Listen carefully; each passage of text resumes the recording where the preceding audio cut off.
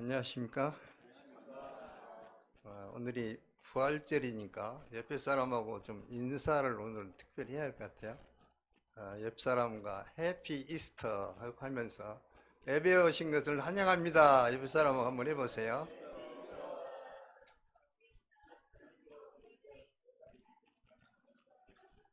별로 안 반가우신 것 같아요. 표정들이 굳어 계신 분들이 많이 계세요. 부활절에 오신 여러분을 환영합니다. 요절 말씀 51절, 52절 한 목소리로 읽겠습니다.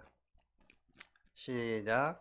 보라, 내가 너희에게 비밀을 말하노니 우리가 다 잠잘 것이 아니요 마지막 나팔의 순식간에 호련히 다 변화되리니 나팔 소리가 나매 죽은 자들이 썩지 아니할 것으로 다시 살아나고 우리도 변화하리라.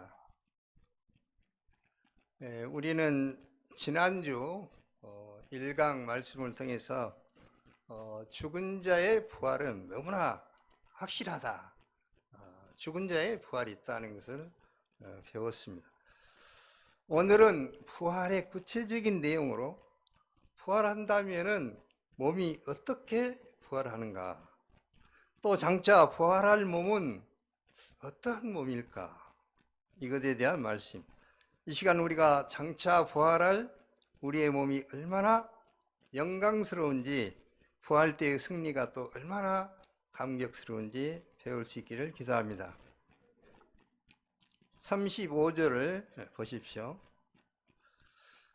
사도 바울이 죽은 자의 부활이 확실하게 있음을 이렇게 말하자 죽은 자의 부활을 믿지 않는 사람들이 이런 질문을 하였습니다. 한 번 죽은 사람이 어떻게 다시 살아나는가? 그리고 설령 살아난다고 해도 어떤 몸으로 오는가? 다시 말하면 어떤 몸으로 살아난단 말인가? 우리가 아는 대로 사람이 죽으면 간 속에 들어가서 땅에 묻히고 썩게 됩니다. 그러다가 결국에는 한 줌의 흙이 됩니다.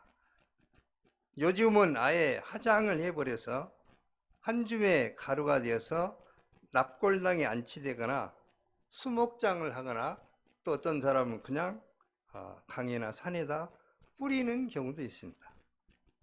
또한 교통사고나 전쟁 등 불의의 사고로 인하여서 사지가 다 떨어져 나가고 흉하게 되는 그런 육신을 가진 사람들도 있습니다. 죽은 자의 몸을 냉동 보관이라도 해서 부패하지 않게 보관해 놓는다면 혹시 모를까 다 썩어서 이렇게 먼지가 되어버렸는데 이런 육신이 어떻게 부활하게 되는가? 이 말은 초롱 섞인 그런 질문인 것입니다. 사도 바울은 이 질문에 대해서 어떻게 대답하고 있습니까? 36절을 보십시오. 어리석은 자여, 내가 뿌리는 씨가 죽지 않으면 살아나지 못하겠고 먼저 죽으면 어떻게 다시 살아나는가에 대해서 사도 바울이 먼저 대답을 하고 있습니다. 사도 바울은 부활에 대해서 의심을 갖는 사람들에게 어리석은 자여 이렇게 말하고 있습니다. 그리고 씨앗을 예로 들어서 자연 법칙을 통하여서 부활의 비밀을 설명해 주고 있습니다. 그러면 땅에 뿌린 씨앗은 어떻게 다시 살아납니까? 뿌린 씨는 죽어야 먼저 다시 살아납니다. 내가 뿌리는 씨가 죽지 아니하면 살아나지 못하겠고, 사도 바울이 볼 때 죽으면 끝이라는 생각은 아주 어리석은 생각이었습니다. 왜냐하면 초등학생도 아는 씨의 원리를 모르고 하는 소리이기 때문입니다. 씨는 땅속에 묻히고 죽을 때 싹이 나고 새로운 모습으로 살아나게 되어 있습니다. 씨앗이 땅에 떨어져 죽을 때 비로소 새로운 생명을 탄생시키는 것입니다. 다 같이 37절부터 38절 한 목소리 읽겠습니다. 시작. 또 내가 뿌리는 것은 장래의 형체를 뿌린 것이 아니요 다만 밀이나 다른 것의 알맹이 뿐이로되 하나님이 그 뜻대로 그에게 형체를 주시되 각 정자에게 그 형체를 주시니라. 씨를 뿌릴 때는 알맹이만 뿌리지만 하나님께서 그 뜻대로 새로운 형체를 주신다는 것을 우리는 너무 잘 알고 있습니다. 우리가 알다시피 농부가 뿌리는 것은 알맹이를 뿌립니다. 이렇게 따사로운 봄철에 나팔꽃 씨를 뿌린다고 한번 생각해 보십시오. 뿌려진 씨는 썩게 되고 싹이 나서 자라나 어느 정도가 때가 되면 이제 아름다운 나팔꽃이 피게 됩니다. 씨앗이 땅에 떨어져서 죽을 때 하나님께서는 씨보다 더 아름다운 새로운 형체의 나팔꽃으로 자라게 하신다는 것입니다. 사진을 보면은 위에는 이제 나팔꽃이 있잖아요. 나팔꽃이 얼마나 아름답습니다. 아래 보면은 이제 봄철에 가장 아름다운 이제 벚꽃인데 이번에 영암에 가서 제가 사진을 찍은 사진인데 영암 가서 찍은 사진이 이렇게 아름다운 벚꽃도 좌측에 보면은 이 벚지라는 씨에서 이렇게 씨가 떨어져서 자라서 아름다운 벚꽃을 이렇게 피우는 것입니다. 그 다음에 보면은 그 위에 보면은 무슨 꽃인가요? 코스모스 꽃이잖아요. 코스모스 꽃이 아름다운데 좌측에 보면 씨앗 보면 정말 볼품이 없습니다. 아래 보면은 뭐인가요?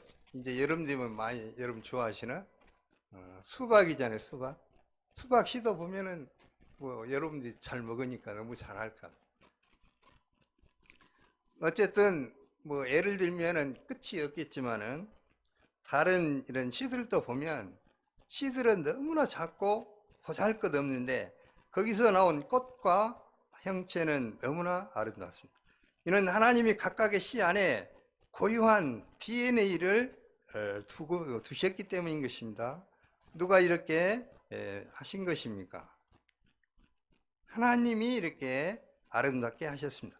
씨에서 꽃으로 변형시킨 분이 하나님이시라면 우리의 육신도 얼마든지 영광스러운 모습으로 부활시켜질 수 있을 것입니다. 하나님이 하찮은 씨에서 이렇게 아름다운 꽃을 주셨다면 만물의 영장인 우리 인간에게는 장차 얼마나 영광스러운 형체를 주시겠습니까? 기대가 되지 않습니까? 이와 같이 부활의 때에는 개개인의 특성은 그대로 지니면서 하나님께서 그 뜻대로 더 아름다운 새로운 형체를 주신다는 것입니다. 우리 형제님들 39, 40절 읽어보겠습니다.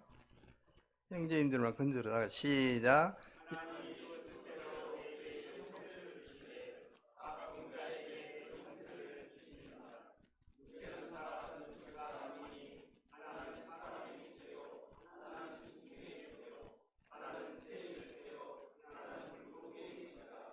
하늘에 속한 형체도 있고 땅에 속한 형체도 있으나 하나님은 하늘과 바다와 육지를 만드신 후에 해와 달과 별을 만드시고 또 물고기와 새와 짐승과 사람을 창조하셨다는 것을 우리는 창세기에서 배웠습니다. 이때 모든 피조물이 각각 그 환경에 가장 적합한 육체나 형체를 주셨다는 것을 우리는 너무나 잘 알고 있습니다.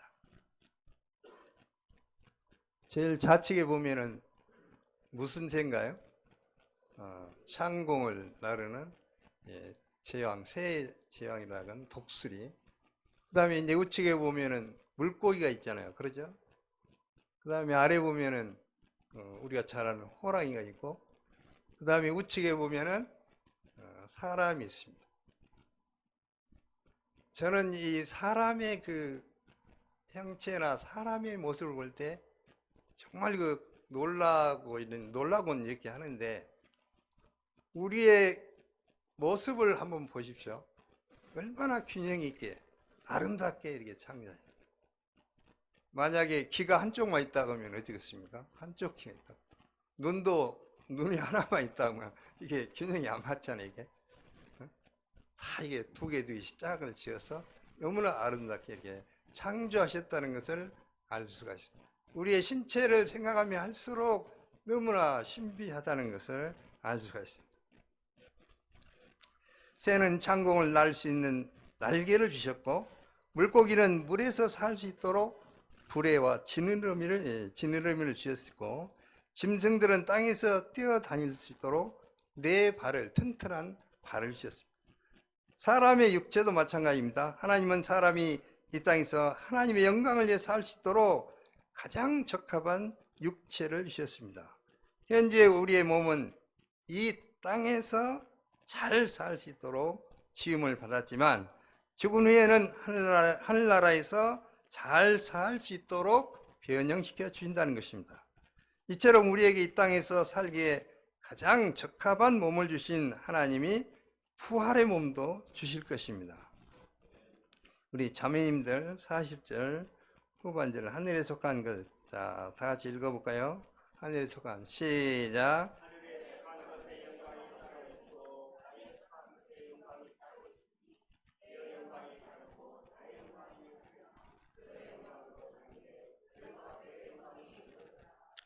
부활할 때 받게 될 영광이 서로 다르다고 했습니다. 이 땅에서 해의 영광, 달의 영광, 별의 영광, 별과 별의 영광이 다 다르다는 것을 우리는 알고 있습니다. 맨눈으로 보면 이 별이 저 별이나 다 똑같다 보이지만은 만원경으로 자세히 보면 하나도 같은 별이 없습니다. 이와 같이 우리가 부활할 때 받게 될 영광도 서로 다르게 될 것입니다. 정등 고향을 떠나서 이방 나라에서 죽도록 충성하시는 선교사님들의 영광은 아마 해와같이 빛날 것입니다. 오늘 우리 참석하신 우리 캐나다 우리 제임스 선교사님도 부부도 독일에서 이렇게 우리 주니어 모세 선교사님 이렇게 오셨는데 박수 한번 쳐드릴까요?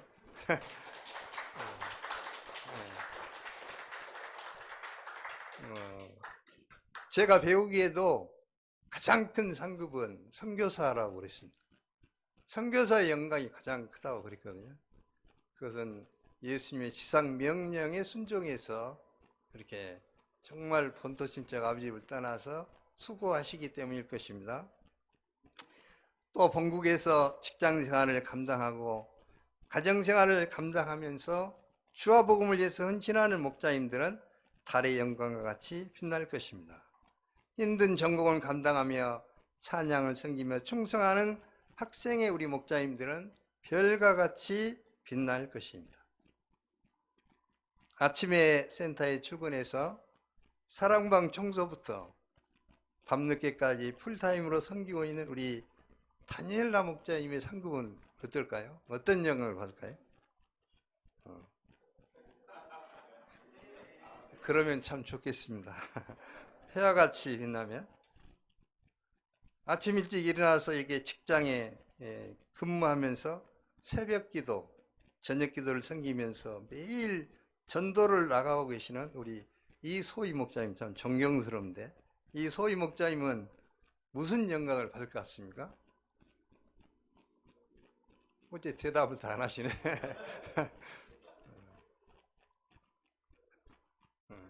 하나님께서 합당한 영광을 주시겠죠. 우리 목자님들 모두 해나 달이나 별의 영광 중에 하나가 될 것입니다. 이것은 우리가 하나님의 역사에 어떻게 충성했느냐에 따라서 주어지는 하나님의 영광인 것입니다. 우리 모두가 이왕이면은 더 나은 영광을 받을 수 있도록 주님의 역사에 더욱 충성할 수 있기를 기도합니다. 42절, 44절 한 목소리로 읽겠습니다. 죽은 자의 부활도 다 같이 시작. 죽은 자의 부활도 그와 같으니 욕된 것으로 신고 영광스러운 것으로 다시 살아나며 약한 것으로 신고 강한 것으로 다시 살아나며 육의 몸으로 신고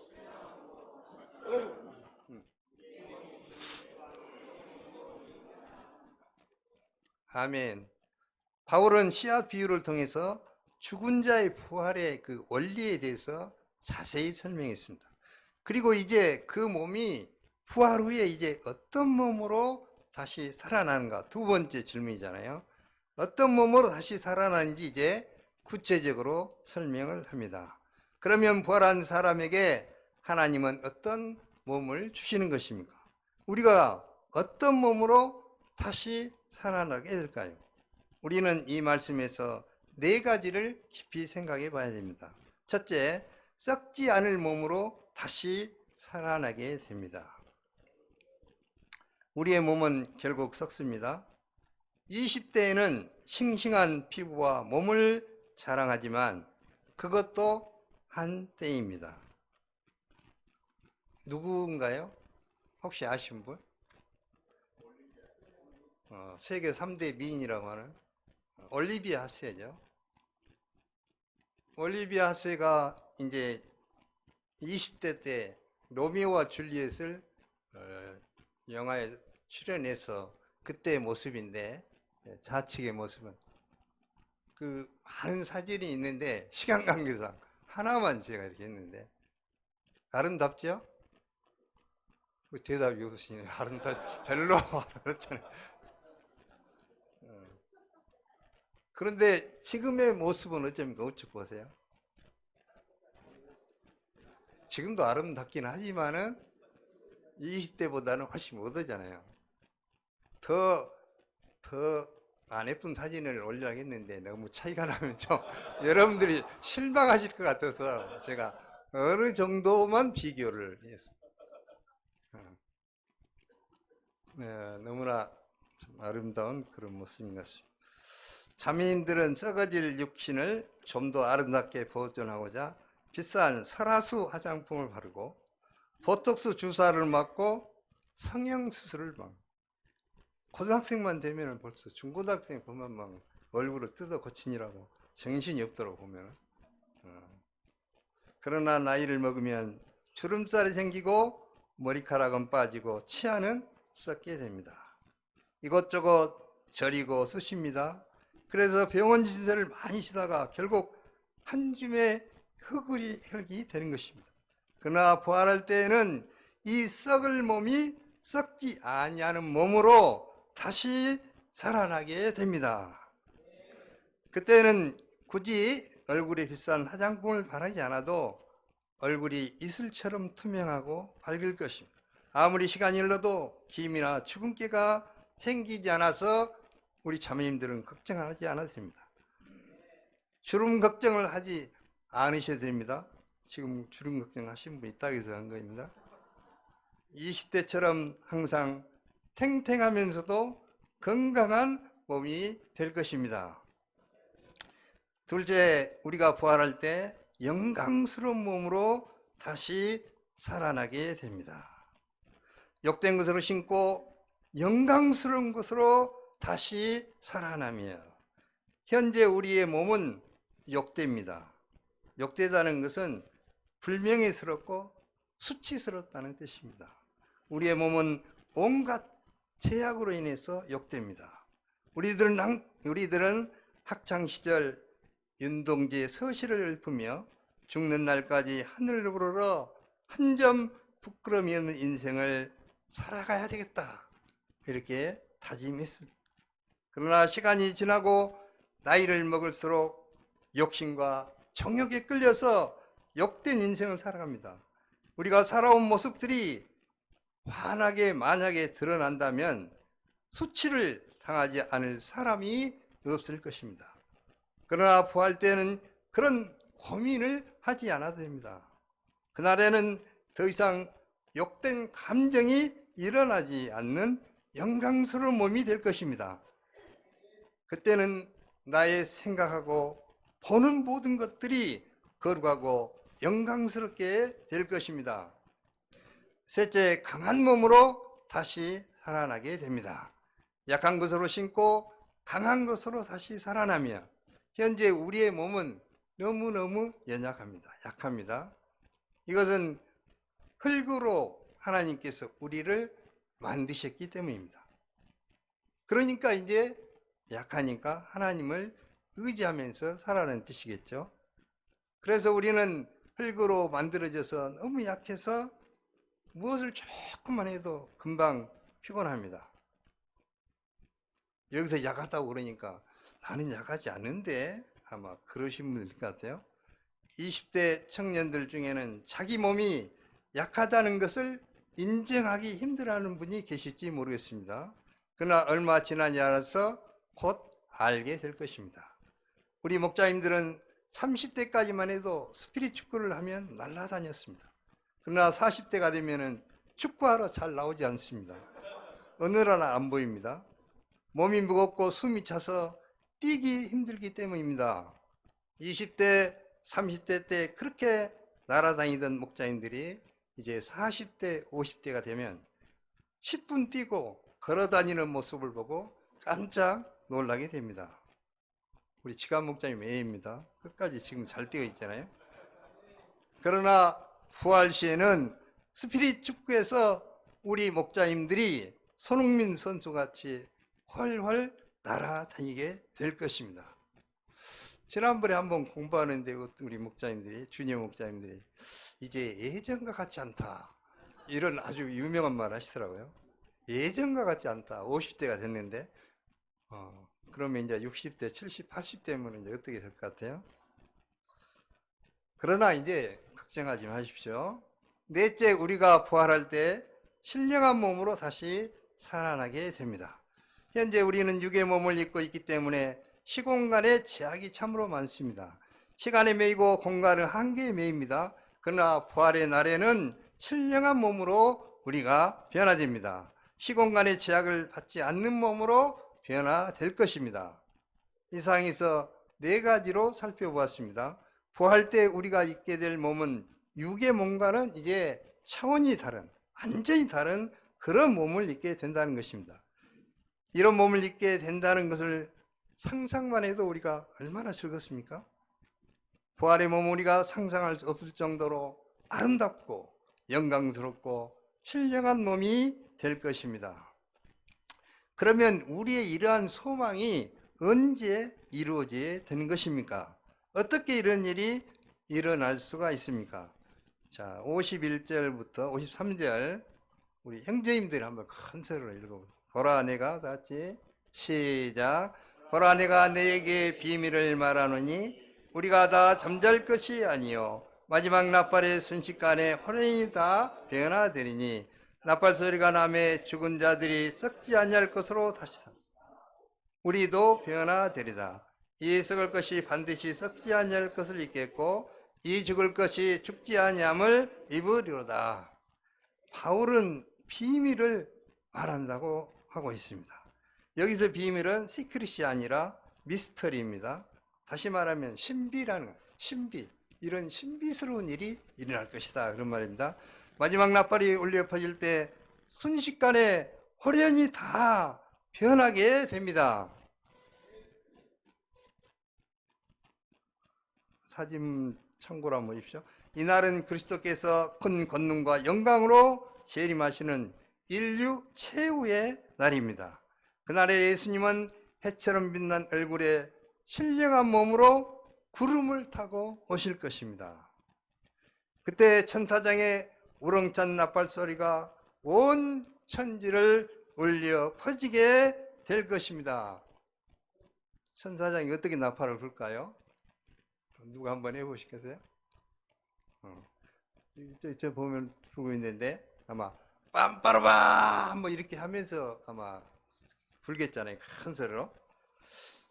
데살로니가 4장 16, 17절은 이날을 이렇게 말씀하고 있습니다. 우리 청년부 큰 소리 한번 읽어볼까요? 주께서 오련과 다 같이 청년부 큰 소리 읽어보세요. 시작. 주께서 오련과 천사장의 소리와 하나님의 나팔 소리로 진이 하늘로부터 강림하시리. 그리스도 안에서 죽은 자들이 먼저 일어나고 후에 살아남은 자들도 그들과 함께 구름 속으로 끌어올려 공중에서 주를 영접하게 하시리니 그리하여 우리가 항상 주와 함께 있으리라. 이날은 믿는 신자들에게는 생애 최고의 날이 될 것입니다. 이날 우리는 그토록 사모하던 예수님을 만나게 될 것입니다. 그리고 예수님은 우리를 새하늘과 새 땅으로 인도하실 것입니다. 그때 어떤 분은 새벽 기도를 열심히 하다가 성령 충만한 가운데 기도 방석을 양탄자와 같이 타고 휴거가 될 것입니다. 어떤 목자님은 1대1을 하다가 양의 손을 잡고 올라갈 것입니다. 어떤 목자님은 열심히 메시지를 준비하다가 또 어떤 목자님은 맛있는 커피로 동역자를 섬기다가 커피잔을 들고 올라갈 수도 있을 것 같습니다.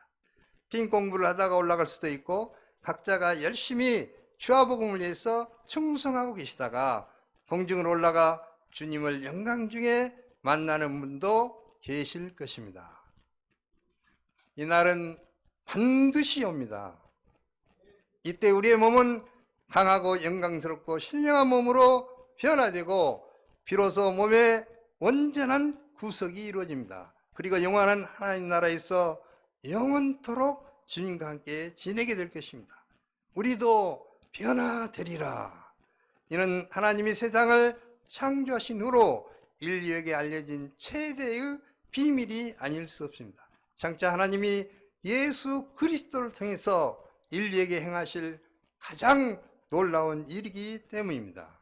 우리가 썩지 아니할 신령한 몸을 덧입는 그날에 우리는 이렇게 외칠 수 있습니다. 55절 한 목소리로 한번 외쳐보죠. 큰 소리로 사망아, 다 같이 시작.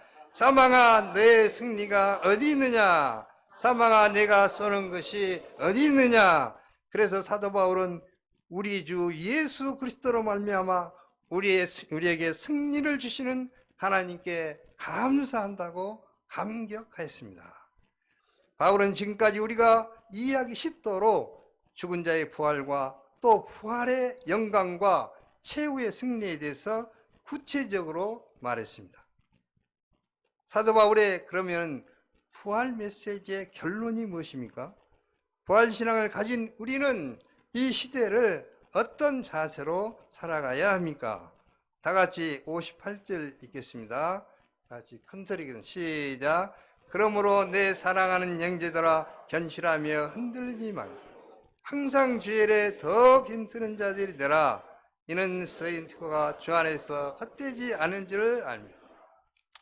먼저는 견실하며 흔들리지 말아야 합니다. 견실하다는 말이 어렵잖아요. 견실하다는 것은 영어로 보면 스탠드 폼, 그러니까 굳게 선다는 말입니다. 굳게 선다. 우리는 어디에 굳게 서야 할까요? 우리가 굳게 설 곳은 주의 복음이며 사도 바울이 쭉 지금까지 이야기한 것처럼 부활신앙입니다. 우리가 받은 복음, 예수님의 말씀에 굳게 설 때 흔들리지 않을 수가 있습니다.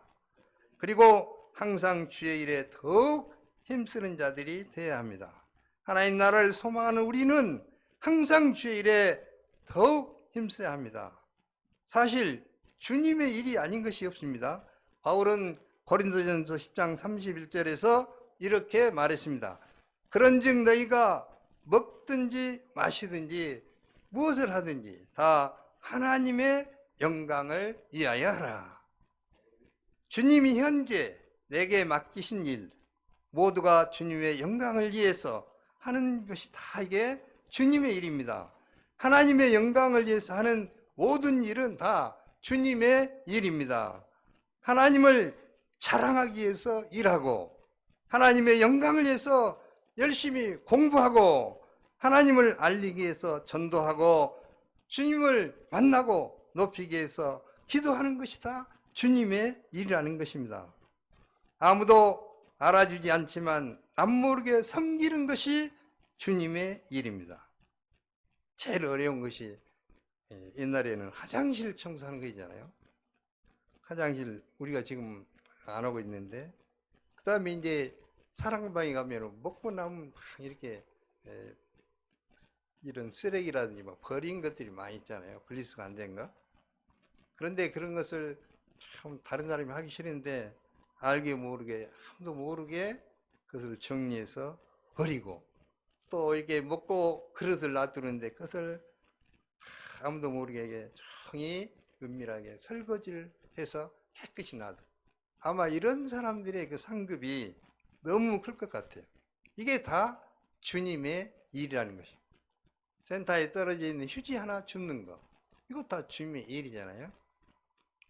주님이 기뻐하시는 특성, 오늘 음식을 맛있게 준비하신 사모님들의 수고도 다 주님의 일인 것입니다. 그러나 이 중에서도 주님이 특별히 분부하신 것을 우리는 잊어서는 안 됩니다. 주님은 부활하신 후 부활의 증인 우리에게 한 가지를 마지막으로 유언적으로 남기셨습니다. 그러므로 너희는 가서 모든 민족을 제자로 삼아 아버지와 아들과 성령의 이름으로 세례를 베풀고 내가 너에게 분부한 모든 것을 가르쳐 지키게 하라. 볼지어다 내가 세상 끝날까지 너희와 항상 함께 있으리라 하시니라. 그리고 주님은 주님의 양들을 먹이라고 하셨습니다. 무슨 사진인가요? 우리가 지난주 우리가 가졌던 1일 카페, 직접 참여하신 분들은 너무나 잘 것이고 들어서 또 잘 아실 것 같습니다. 우리는 지난주 4월 1일과 5일 무료 카페를 열어서 음료, 또 커피, 또 악플을 이렇게 무료로 나누어지면서 전도를 열심히 하였습니다. 또 하면서 양들과 관계성을 맺고 양들을 초청하였습니다. 오늘 아마 오신 분도 계신 것 같은데, 그러나 그 초청의 수고를 감당한 것으로 끝이 아닙니다. 이제 그 양들이 예수님을 알고 생명을 얻기까지 계속 돌봐줘야 합니다. 1대1을 해줘야 되고 예배에 초청해야 되고 예수님을 알고 영접하기까지 해산의 수고를 우리는 감당해야 하겠습니다. 그러면 우리가 이렇게 항상 주의 일에 힘쓸 수 있는 이유가 무엇입니까? 이는 너희 수고가 주 안에서 헛되지 않은 줄을 알미니라. 그것은 우리의 수고가 주 안에서 헛되지 않기 때문입니다. 세상의 일들은 그 당시에는 대단히 중요한 일들처럼 보입니다. 그래서 사람들이 죽기 살기로 세상 일에 수고를 합니다. 돈을 벌고자 사람들이 얼마나 악착같이 수고를 합니까? 대학생들도 이것저것 하는 것들이 엄청 많습니다. 그래서 학생들도 엄청 수고하고 있다는 것을 아시죠. 그러나 세상 일들은 지나고 보면 다 헛되이 수고할 때가 너무나 많습니다. 이렇게 저렇게 의미를 부여해 보지만 결국 인생의 마지막인 죽음 앞에 설 때 하나님의 심판대 앞에 서게 되면 이 세상 일은 아무것도 아닌 것이 될 것입니다. 하지만 주 안에서 하는 수고는 헛된 것이 하나도 없습니다. 우리가 이 땅에서 주와 복음 역사를 위해서 수고하고 헌신하는 것은 절대로 없어지지 않습니다. 우리 하나님은 이 모든 것을 다 보고 계십니다. 그리고 장차 하나님 나라에서 영광스러운 상급으로 면류관으로 보상해 주실 것입니다. 결론적으로 예수님은 부활하셨습니다. 예수님의 부활 때문에 우리의 죄와 죽음 문제가 완전히 해결됐습니다. 그래서 우리도 장차 부활하여서 하늘에 속한 이의 형상을 입고 영원한 하나님 나라에 들어가게 됐습니다. 예수님의 부활은 우리에게 영광이며 승리입니다. 우리가 부활 신앙에 굳게 서서 견실하며 흔들리지 말며 항상 주의 일에 더욱 힘써야 하겠습니다. 주와 복음을 위해서 드린 수고만이 헛되지 않음을 우리가 확신하고 현재 우리에게 맡기신 캠퍼스 복음 역사와 세계 선교에 한결같이 충성할 수 있기를 기도합니다. 기도하겠습니다. 하나님 아버지, 다시 한번 부활 신앙에 대해서, 부활에 대해서 저희 가운데 가르쳐 주신 것을 감사합니다. 이 부활의 소망을 저희들이 굳게 붙들고 저에게 주어진 주와 복음을 위해서 충성하는 삶을 살게 도와주시기를 기도하고 원합니다. 우리의 수고가 하나도 헛되지 않고 이 모든 것은 다 상급으로 우리 주님께서 다 갚아주실 것을 믿습니다.